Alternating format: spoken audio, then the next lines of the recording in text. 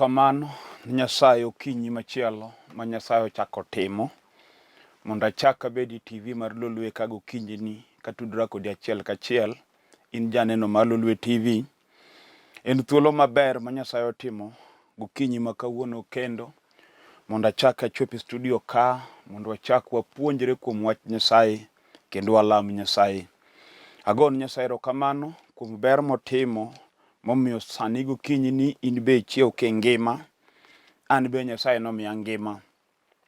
Nyasaye jadiera kendo Nyasaye en ng'at ma ok lokre. Ang'eyo ni isegwedhori mang'eny nyaka ne pinyru nyaka sani kuom wach Nyasaye ma jotich Nyasaye osebedo kayalo kokalo e TV ni. Kendo Nyasaye ma jang'wono osetimo ng'wonone omiyo isewinjo wach Nyasaye kendo romo gi jotich Nyasaye kuom wach ma Nyasaye omiyogi kawuono ni. An be Nyasaye ochako timona mondo aba achak abed e studio ka sani kendo mondo wachak wasom kodi wach Nyasaye kendo walam ka watieko. Nyasaye ogwedh TV mar Lolwe kendo Nyasaye ogwedh CEO gi jotich te gi jotelo mag TV ni nikech gitimo ng'wono malach ahinya ni jotich Nyasaye kuom chiwonwa thuolo mar yalo wach Nyasaye ka. Mane momiyo walamo Nyasaye mondo Nyasaye omed gwedho station ni ahinya. Okinyi ni in be akwayi ni bed piny e thuolo madwaro mondo wasom kodi muma mondo wawinjre wach Nyasaye mabiro gokinyi ma kawuono madwaro mondo mi wapuonjre. Emomiyo keni odi kanyo ber mondo ikaw mumbi bed go piny. Tasi kaw thuolo ni kuom thuolo matin ma Nyasaye oketago ka mondo ibed piny mondo wawinjre wach madwaro mondo asom ndiko sani. Nyinga an Bishop William Abol, an jalego moro malanga. Sani an e piny Nairobi kae madakie, Nyasaye omiyo thuolo ma sani kendo. El mumbi mondo wasom kodi muma mar Zaburi, emadwani mondo wasomie kawuono. Zaburi 44, kwan matindo 15. Emadwani wasomie wach badwa puonjo kawuono kod okinyi. Zaburi 44, kwan matindo 15. Mama wacho kama: wach moseketho pakna ni e chunya ndalo duto. Wang'a nyiso ni wichkuot ohinga. Mane wach masomo gokinyi ni madwaro mondo mi awuoye. Emomiyo kaw thuolo ni bed piny chik iti e wach madwaro mondo apuonj. Asomi Zaburi 44 matindo 15 mawacho niya: wach moseketho pakna ni e chunya ndalo duto. Wang'a nyiso ni wichkuot oloya kata wichkuot ohinga. Agon Ruoth erokamano gokinyi ni kuom thuolo momiya mondo asom kuom wachne kendo awuo kuom wach Nyasaye man gi teko.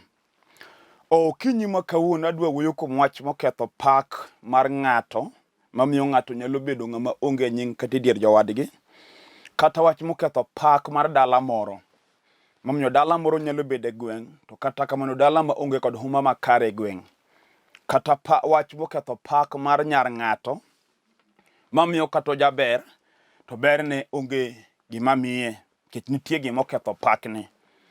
Gimoketho pak mar ng'ato nyalo miyo bed ng'at ma kata kodhi kama ji nitie to ji riembe ariemba, ji ok dware nikech nitie gimoketho pakne. Mane wach badana wuoyi gokinyi sani masome muma mar Zaburi gokinyi ma kawuono.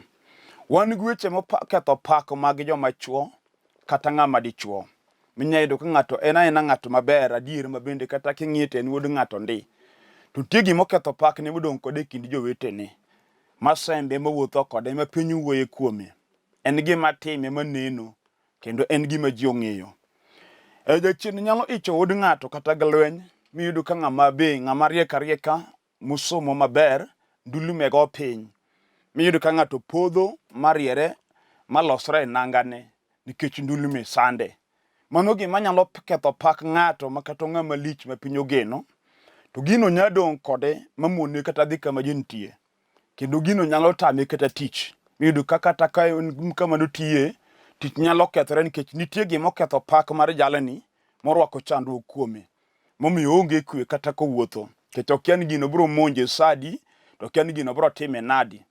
En gima nyalo timo ng'ato makata idhi mana kamaro kor gi nyako kata kor gi jaodi tipo ka gino mi kanyo mokuodo wiyi kama ok onego okuodi e wiyi. Mano gima ketho pak ng'ato mawuotho kod ng'ato, to mwacho ni gima ketho pakna ni chunya. Kendo mondo jachien otim na ng'ato marach, nitie gima jachien luoko kelo chandruok e ngima dhano. Wan kod gima ketho pak mar wuod ng'ato, kata ka en jachien mar kong'o mar mer, madwanyo wuod ng'ato malit kabisa. Yudo ka ng'ato kata ka en ng'ama osomo, ong'ama japuonj kata ong'ama ji ogeno, lakini nitie gima odong' kode mar mer manyalo miyo ng'ato mer mochal raura. Mae gima ohingo kata waheshimiwa ma piny oluoro mirito kod bodyguard. Nyayudo ko ng'ama lich ka ni public lakini kodong' kende to jachien okete gi mer ma ochalo go raura. Mano gima oketho pakne, momiyo jok mong'eye maber man kode machiegni to ok nyal luore nikech ong'e ka gino dwanye. Seche moko ken hero mare en be ok odwar mondo gima kamano timrene, kata kamano gino chune kod merno. Wan gi jomoko mamer ok nikech hero mare, be ok omer nikech raha. Adier kata ka koro kong'o rumiwa kobet piny tunjo koywak, owacho ni kaka dawe kong'o nade, nikech gik ma kong'o timo ne richo. Kendo kong'o nyalo miyo ng'ato bed ng'ama odhier, kata ng'ama ok onego bed modhier. Kendo nyayudo kata kitiyo yudo pesa, to kinde minwang'o pesa kong'o oketi ma kata odi ok idogi. Minyaki madh pesa ma pesa rum te, koda kidok. Mano gima ketho pakni owadwa kata inene kara ok en raha. Giko mar kong'ono en jachien dwa nonegi kode. To mae momiyo Nyasaye keto jotichne mondo oyal wachne mondo iwinj, nikech gima nyalo golie gino ok en sombi kata pesa ma in go. Ben pesa ni nyalo golie mer, dukori sewe mer. To wach mukela mabet go e studio kae man gi teko mar waro ng'ato ka golo ng'ato e chuny mar mer mar ura. Kech wan gi mer moro mar remb joka ng'ato. Ma kichako luwo mos tiyudo ni mer no ok ochakre kuom wuonu kata kwaru, no ochakore chien. To en mer ma ng'ato metho magiko ni otho koja kong'o, kata otho ka kong'o ema onege. Wan gi miere ma kidhi tiwinjo history ni kwara mo ndalono gima nonego ne en kong'o. Seche moko nomiye sum kata nomadho motho kopodho kamoro oyude ka otho kuno.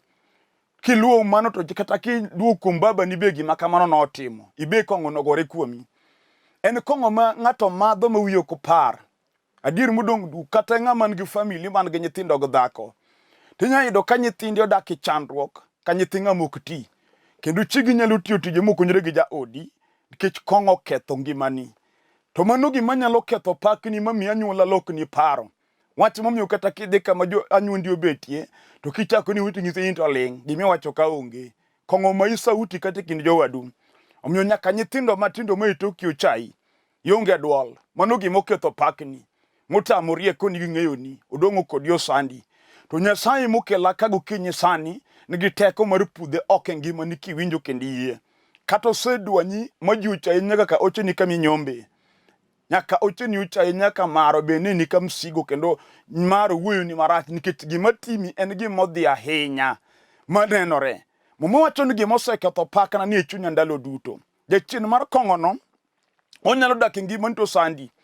To kawuono kelo Yesu Kristo, jalo ma kiyie kuome to nyalo pudho gima oketho pakni modak e chunyino. Momiyi warruok maloso ng'ato mibed ng'ama igeno. Nitie gima nyalo ketho pak mar jaduong'. Yudo ka jaduong' kata e gweng' ma entie, obedo ng'ato ma ji ok dwar. Gima time ji ong'eyo, kendo en gima landore. Wan gi miere moko ma kata ka nyako moro kend kanyo, ng'ud dala no dhibo kendo nyako biro ga e dala. Tiwinjo mna ka gweng' otuko chomo nyar ng'ano penjo ni idonje dala ming'eyo adier. Kech dala nitie gima ji ong'eyo iye. Seche moko en dala ma juogi bidi manie iye, jomonyuolo kanyo jojuogi. Mano gima oketho pak mar dalano momiyo yawuot dalano te odong' ka gino omakogi. Adier kata koki ito gir dala unyalo kuodo wi kind jowadu. Kendo onyalo lokra yan miya nyigo nyaka e gweng' nyaka kumidhiye. Mano gima nyalo ketho pakni. Jomoko gima oketho pakgi en juok madalagi. Ka kwaro kata wuon gi monyuole. Seche moko en jabilo manego ji ma ji ong'eyo. Ong'ama kite rach mok dwar wuod ng'ato donge e gweng'. Wan gi jodongo moko ma gin gi siko mane gweng' ka gipenjo manja to on ng'ama obiro cha. Molor gi mtoka chato machato ng'a. Mtoka mokalo no mar wuod ng'a. Mane gima openje gweng'. Chunye kech gi gik mabeyo ma Nyasaye timo ne jomoko. Omiyo nitie ji mang'eny ma seche moko osenego ma ji ong'eyo. Ma kata ka koro wuotho e gweng' to ji oluore. Jaduong' nyalo paro ni gima itimo no en sifa ni in. Kata kamano, onge gima gino biro keloni. Kech mwacho ni gima ichwoyo gino ema ibiro kayo. Ka kithiro yawt jomoko kinego nyithind ji, ibe meki onge manodongi. Kech gima ipidho no biro twi kendo biro chamo dalani. Muma wacho nitie gima oketho pak ng'ato. Gino nyalo ketho pakni momiyo kata nyigi ok nyal dhi tedo kamoro. Ka nyari odhi tedo to ng'ato yie kawo atua mar idho gari mondo lawi kata dhi matedo piny mabor. Mondo dho ng'is jogo ni ukendo nyar jajuok. Miwinji kisemo nyari mar yembe dala mokende nikech gima ni pidho koro tiyo. Muma wacho ni gima ketho pakna ni e chunya ndalo duto. Chunyi nyiego manie chunyi no jaduong' ye moketho pak mari kende moketho pak mar dalani. Tinyalo yie sama yalo ni. Moch adier gini atime. To en gima ok ber kendo adier kata gima ng'eyo ok omiya nying maber e kind ji. Tinyalo lokori gokinyi sama yaleni. Mondo iyie kuom Yesu Kristo nikech onge riche matamo Yesu waro. Kata isenego jadi Yesu nyalo weyoni. Kiyie chunyi bende fwenyo ni atimo marach e nyim Nyasaye. Giming'e ni ndalo gik Yesu chiegni duogo. To jomotamre yie kuom warruok biro dhi e mach mosiko manyaka chieng'. Kata iriek kata in jamwandu. Kata piny goni sarut kata jikulreni. Kok owari to onge ng'e maber ni mach mosiko riti. Muma wacho ni gima oseketho pakna ni e chunya ndalo duto. Jaduong' gima oketho pakni momiyo nyigi minyuolo onge madhi tedo nitie. Momiyo nyuolo mana nyiri mabayi kor piny mok nyal moko kadichuo. Wan gi miere moko ma kijomo idonje to wagogi ni gin kata ang'wen to onge man ka chuore. Gina nyiri mabayo to duoge dala. Maseche moko nyithindo ma ginyuolo ema tinde luongo janyuol no baba.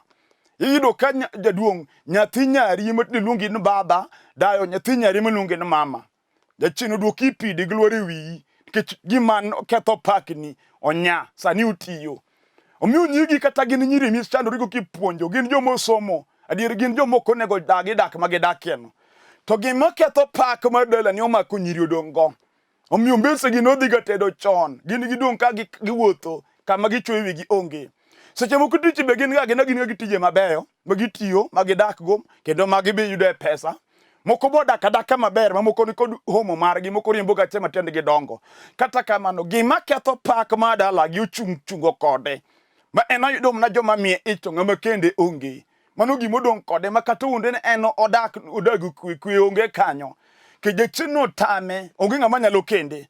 To kinyi ni Nyasaye okela ka mondo alerni wach manyalo pudhi gima ketho pakni. Momiyo kata kidhi family meeting mama tinie mbaka ma ji goyo.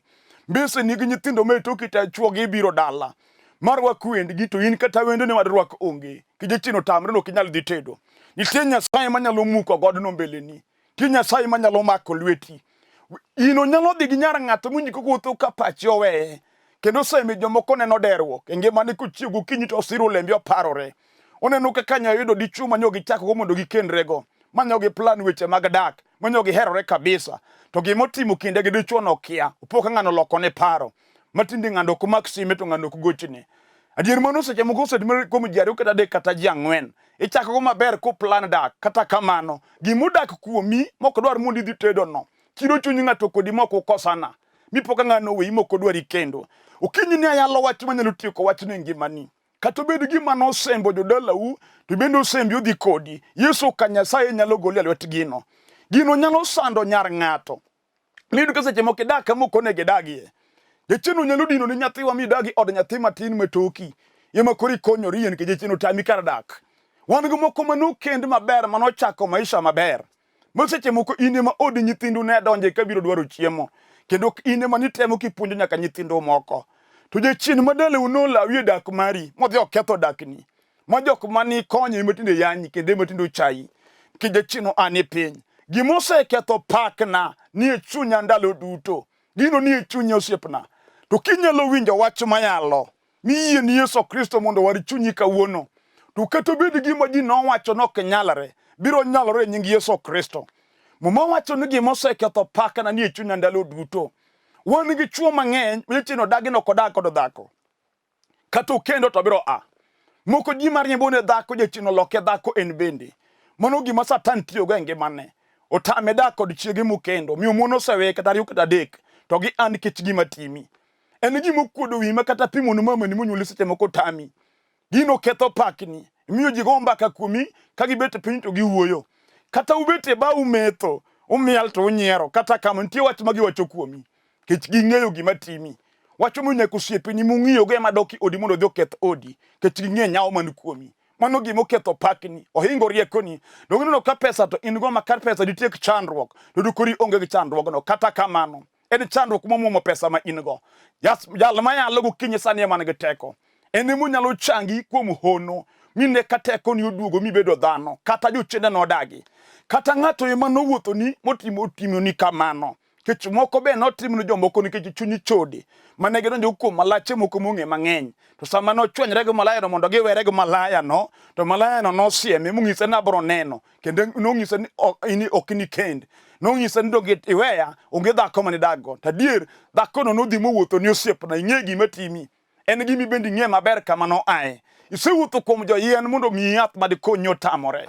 Isemadho yien mag piny, isedhi ka daktari, isedwaro counselors mariek mondo puonji otamore. Mano gima odong' kodi. Gimineno motamore koni gi pachi no, Yesu ka Nyasaye nyale. Kinyalo yie kuom Yesu gokinyi sama yaleni. Tiyaw chunyi sama ang' walemo to nyis Yesu gima timi. Ang'isi ni hono bro timore ngimani. Kendo ibro neno loch Nyasaye katiyo kuomi. Kata obed jachien moketi gi lek moko magala. Wan gi jomoko maleko gik maricho ka gin nindo. Mwabwogre matek mwabwog nyaka nyithindo godhake ot. Mwinj kogo nduru matek ng'ama jachien nego. Kech nitie gik moleko. Seche moko gik makelo ni lek gi ing'eyo kuma gi aye. Ing'eyo maber gik mane timo momiyo tindi leko gik mineno go. Adir gino tami dak kod kwe. Kendo luoro nindo kata kama jintie nikech gino limi gotieno ka jenindo. Nyalo migo nduru matek kati ot kata ka in nyar ng'ato. Inyalo go nduru dala moro kata kokendi kanyo tiwinjo mna ki go nduru matek kema timi bende jikia ichieni. Mano gima otamore koni adiru timi. To kawuono ni Yesu nyalo golie gima kamano. Gino oseketho pakni momiyo juluru bedo kodi. To gokinyi ma kawuono sama yale wach Nyasaye inyaneno gima jachien time ngimani. Mitinyalo yie kawuono mondo ikaw Yesu wuod Nyasaye mondo war ngimani. Wan gi joma lek moko ma ok nyal kata pimo. Gino dhi kode matut kabisa. Kendo kinde moleko go to chandruok kisano luwo yo. Wan gi ng'ato ma kinde moleko moro to nyaka obed matuo malazi osuptal. Kinde moleko moro to kata ka ni tich nyaka riembe tich matijuru modoge chandruok. Kinde moleko moro to kata ka ne dhako nyaka owe chwore motingi kemo mano gima biro ni lek koseleko to kisran nyaka yude. Mano gima osedhi kodi aming'a. Isetemo yombo gin rum go tamore. Kawuna kelo jal mar teko Yesu wuod Nyasaye. Jal manyalo muko gima jachien opidhe chunyi no. Gima seketho pakna nie chunya ndalo duto. Gino nie chunyi minwa. Masandi no. Momi ineno kionge kwe. Kendo ineno ka ngimani rach. Wan gi mon mang'eny makinde mano nyako nonyalo mako ich gosiepene mane chode. To kano mako ito nogolo kendo mako chako golo mano timo abortion. Sama koro nyodhie ode mondo koro dag gi chuoro bed gi kare koro aka jachien chodagi ni koro konyal ting'o ich monyuol. Miyo ko mako to yegore piny. Jachien omako bura kuom gima notimo. Gino semi dong wichkuot kendo dong gi chandruok ionge kwe. Wacho no mi wacho ni weche mahinyo chunyi kendo ayanyo romi. Adiri kata kibet pinje go chiemo tami inyate do chiemo maber mondo ikete mesa to gima oketho pakni wuoyo kodi winji ka chiemo tami minind ng'amo kotedo mano gima odong' kodi. Iwinjo Yesu nyalo weni richo no sani mopudho gima ketho pakni no ngimani motimni hono nyalore kibe fwenyo na dier gine dhi koda gini sanda gini oloro na ikind jodala we kindo wetena onge kwe ber maneno onge. Daudi wacho ni gima oseketho pakna nie chunya ndalo duto. En kodi, wuotho kodi makati dhi Amerika, uyudho kodi ndege mento kochulo. Inya ng'ado tiket mar ndege, to chandruok makuomi to ko ng'ado. Eno idha nono. Kendo dhi kodi milor Amerika to lor kodi. Kuriu kodi akodwa sandi piny mabor piny jo azungu. Miyudi ka gima timi igomna sim dala ni nyaruo mang'ane gima kama timi piny Amerika. Jachien ok nyal yombo kata idhi mna piny England. Nukore panu kore ringo Kenya, keje chandruok oromie Kenya ka. Kore ringe dhi England, kure moburo sandi maber. Koki Yesu emotimo ni maber. Ukinyi makawuono non gima oseketho pakni. Momi onge kwe. Momi kata jok biromo go kapango makia yu chai. Nyalo chai nyaka kamidake ma jok mikia ibende wuoyo kuomi marach. Keje chenu nyalo luwi modwanyi kind jite. To Yesu nyalo gole oko. Ukinyi sama yaleni. Gima oseketho pakna nie chunya ndalo duto.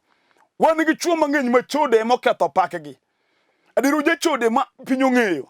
Ma ji tiyo luoro kendo ji wuoyo kuome ni wuod ng'ano jachode.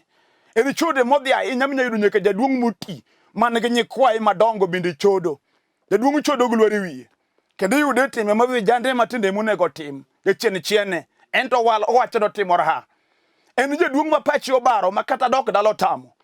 En sama ji dok dala en odong' e bako miel ka nyathi ma nyaka pong'. Kendo yudo gi timbe moko ng'ama duong' onego tim. Kowacho seng moko manono mobendo wacho kuma vijende nitie. Jachien obaro kode. Kanyo timo ng'e no riek moloji te to bese ne jodongo wetene. Nigaga karegi, ngaga nyikwagi, nigaga miregi. Ento kata ot ongego. Wan gi muti ma yike ng'eny to kata dala ok dhi. Onge kata mana ot bado donje dala. Chieng' motho tidhi kunyo bure mi ikete kunyo nyaka ot mikete chiege. Mano bas no ot go jwala ka ng'amoko no pango. Gi jachien ura olal kode. En gima oneno en ra kod miel. Gik ma jachien timo kode owilo wiye moko par chien. Kawuono winj wach mayalo. Piny kalo kod gike. Wach Nyasaye kende mosiko. Okinyi ma kawuono ing'eyo gima oseketho pakni. Kendo ing'eyo gima timi. Ing'eyo kaka jachien osandi. Nitie jachien chode mar ura modonjo sani kuom chuo moko. Ma ng'ato chodo machodo nyaka nyathine monyuolo. Yudo kotimo goricho. Jachien marach mar ura momako piny sani. En onyalo timo ng'ato ma ng'ato timo gima kata diel ok nyal timo. To kinyi ma kawuono yalo Yesu Ruodh warruok. Jal man gi teko gi nyalo goloch. Manyalo muko gima jachien ogere chuny dhano. Motamo rieko mar dhano golo. Kata oketo na paro kuomi mar stress. In gi stress ma ibedo depressed kod weche mopong'o pachi. Ijalo makata kodhi mondo nind gotieno nindo kuter. Gima timi wuoyo kodi in gi weche mang'eny malore kod paroni. Seche moko chunyi wacho ni ol afadhali dhi chung' e barabara mondo gari ogweyi tho. Kichi ol. Nyasaye mayalo gokinyi sani. Ndiko wuoyo kuomi ni en ruodh kwe. Monyalo mi kwe kiyie chunyi. Onyalo pudho oko stress manie ngimani. Kata jachien nolawi manumayi pesa mane in go. Jomoko ne okawo loan mag millions of money kane gidwaro timogo project moko manyalo konyogi. Eka jasigu majak mok dwa ni ji ber no amalo mokwalo pesa e lweti kata nokelo kesran ma pesa norumo moko konyi. Tinde chulo goyi mok no konyi. Gino mi stress mang'eny onge kwe. Nyasacho nyalo chungo yamono sani. Kata bende kes mag buche minyale kot. Yomoruo ni makiwuok ikot ni donji kot machielo. Gik minyale gi beoge gi marach mane timo. Wan gi jomoko moseche mo ng'ato nogolo mana pesa ne mutiyo go loche. Modhi onyulo moro oloso nodwa time gike. Koro aka weg lo duogo lokre kod ochomo kode kot. Oyalo kes mokrum e gima nonyiewo go pesa ne. Jachien dhier mok dwar gima ber. Omako yori osiepa. Kendo gik mipango kutimre kaka idwaro. Wachuno mi ol kod piny. Jok mane uchako go tich tindo investor yombi. Kiromo kod gi wichkuot kata ma wuoyo diergi. In giki obagni te. Giki digni adiga ma gimitemo timo ok timre. Jasigo dagi. Kawuono yalo Yesu jalo manyalo rie yore mobagni. Michakene ka Nyasaye chako timo ni maber. Jachien nyalo dino ni makati bed ng'ama riek. Unya dino ni makata ini mheshimiwa. Jachien dino ni adina. Majoma ni oko to luori lakini gima timi oditi ng'e kendi. Nyalo dino mheshimiwa bende kata daga dhako tamo. Miyudo kodak kama ka ng'ama ok mheshimiwa. Kendo ka en oko to jigone sarut kata kamano. Jachien ochung' kod chunga dier. Moko nindo mni hotel ok nyal dok kati ode. Kwe mar ot e kinde gi chiege otamore. Dhako ger ma ok nyal dok ot mowuogo. Jachien otamore. Kawuono ne nitie Nyasaye manyalo gokinyi sani man gi teko. Mako nyalo lomo nyaka chieng' Ruoth ma jadiera. Iluongo Yesu Kristo ma wuod Nyasaye. Jal manobiro e piny mondo ochul nengo gi rembe owuon. Muma wacho ni nogure Msalaba Kalvari chieng' no. Piny notimo mudho kochakre sa 6 nyaka sa 9. Ka Yesu loko loch mag jochiende mag piny ruodh mudho. Machieno ji motamo ji dak kod kwe. Yesu nomagi loch ondiki nomajo loch jotego gige mag lweny ewi Msalaba. Chieng' no piny ruodh mudho nodong lwete nono. Mwacho ni liete no yiech piny no yiengni sama chuny Yesu ne chot. Komuko loch mag jochiende. Gokinyi ma kawuono.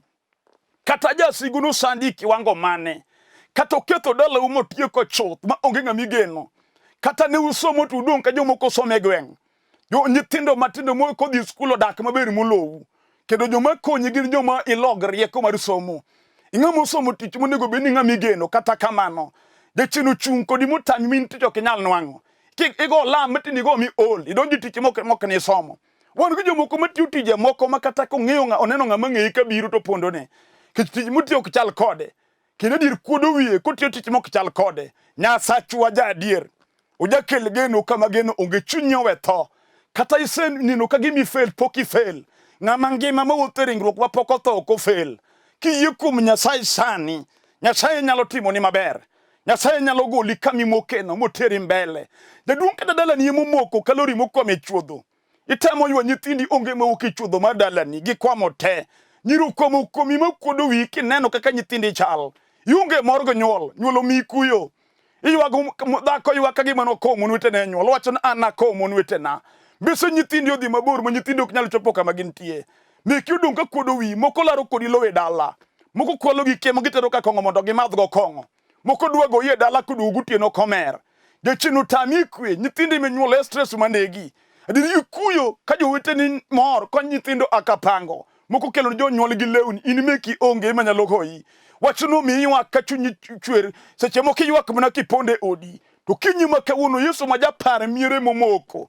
Oketa ka mondo awuok kodi. Nyalo golo dalani e jela kama jacheno soe dalani no. Motim maber kata nyathini mecheno rano. Iyudo ko ndi bath duka ka wiyo wilore. Nyathi machal kodi mani kwano mani luongo kata babani. Emiyo chende mag neko mag anyuola no por kuomi. Motinde en ng'at ma pache olal, kwanyo pokla boli chiro. Mano wuodi mani her itero ni chiemo bath duka konindo kanyo. Tingo chai thamos ikonra ura macheno rano. Nyasaye pod nyalo kelo geno. En Nyasaye ma jadiera. Adwa lamo Nyasaye kod ng'ama winja. Mane na dintie gima tima monego lamna. To gokinyi ma kawuono kiyie chunyi ma iye. Gima oseketho pakni no. Yesu biro kethe sani. Kendo jatelo biro mako lweti mochako duokni geno. Nwang'a ni yie kami betieno kata ka tuo ma sandi. Adiri tuo sakasa imidekre sakasa midekre. Isetiyo go pesa man in gi chieth ba pesa rumi lweti. Echeni chamo pesa komi yor chieth. In sasa ma pesa donjo to hospital. Kata ko keto man nyathini ma chamo pesa komi yor tuo. Kawuono yie adwani mak jal matuono kata ka in mituo. Adwani mak kamara mi momi ninde wodon no sani. Samuela mo Nyasaye ruoth dhi changi. Ang'eyo Nyasaye choka ka teko ne ng'eny. Kendo timo gik ma dhano ok nyal. Adwa lamo Nyasaye ng'ama nena. Yudi ka chiyo makini mak TV menana ni kata kituo. Mak TV walam kodi. Ka chunyo yie nigo chonge piny. Ga ne chonge piny walam Nyasaye. Walamo. Woro maler Nyasach Israel. I Nyasaye moklo manyaka chieng'. Kulwangi pinyne janeno ni makoro ywak komako TV kuom wach mapek matime gima tek magoye. Ruth riebadi modi ketho teko mar chuny maketho pak mar dichuoni. Ketho teko mar jachien maketho pak mar dhakoni. Nyako matini kod wuoyi nyakete lweti. Ine jaduong' ni gdayo ni Nyasaye riebadi jal matuoni. Aoro loch mari mar change gimane. Riebadi mondo mi change. Gony ng'ato ka ng'ati twech mar jasigu. Mondo mi gi ng'wono gibedo janeno. Duong'o dogni. Nyasaye komo timo. E nying Yesu Kristo Ruoth. Amen. Agon Nyasaye erokamano mwaselamo yie kuom Nyasaye nosetimo. Kendo kik irew gi kiawa, Nyasachwa jadiera. Gima nyalo medo wacho ni wach Nyasaye kende ansa. Omiyo dwar kanisa miyale warruok, donj kanyo winj wach Nyasaye mondo jotich Nyasaye opuonji warruok manyalo mi yomb wasigu magoyi. Ibro neno hond Nyasaye. Atieko kachaka fulo nyinga. An Bishop William Abol. Ajal lego mur malanga e piny Siaya County. Dala wan Matera School kanyo. Sana dak e piny Nairobi ka e piny Olympic Kibera. Kende piny Kibera kanye kama ne kanisa kama tie tich Nyasaye. Kenya lo dwaro bire kanisa kama tie piny Kibera. Bia bieto kichopo Olympic stage. Gona sime. Munda mi direction kaki chope kanisa kama tie. The other town ikaw gari number 8 railways. Kata bus number 32. Madi Kibera. KBS. Ibro kidhi Kencom ibro yudo gache kanyo makili nyaka Olympic stage lori stage mar Olympic go sime kaine piny Dandora wan ga kanisa Dandora kanyo kigo simo bro direct ka kichope kanisa Kayole wan ga kanisa jokuma area ma Kayole nyaka Obama kigo simo bro direct ka kichope kanisa mano Kayole e piny Siaya County wan ga kanisa kuno mopogre opogre piny Uganya Sega wan ga kanisa kidhi piny Imbo Usenge wan ga kanisa Usenge town kanyo wan ga kanisa piny Asembo Ayude, wan ga kanisa piny Ng'ia, wan kanisa kuno pogre. Samigoyo simo bo directi. Nyasaye mundu gwedhu kendo kawatwa mar yie mar dwaro Nyasaye. Namba mar sim mara en 0721 280021 0721 280025 0782 495083 Airtel namba mara. Safaricom 0721 280025. Inya yude YouTube account mara ben tiyo weche Nyasaye, puonj mag wach Nyasaye ni YouTube account mara. subscribe Bishop William Abol e YouTube tibo yudo weche Nyasaye man kanyo. Nyaka Jumapili manyien. Shalom.